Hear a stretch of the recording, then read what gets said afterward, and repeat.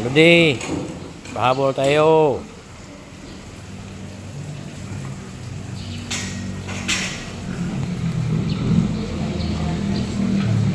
Tatlo lang pahabol, Lods.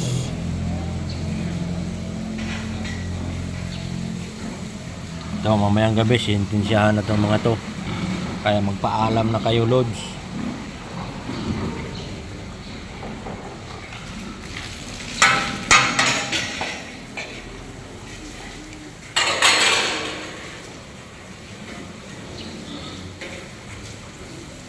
Ito yung paliguanan ng baboy, oh. Shut up, yung ka!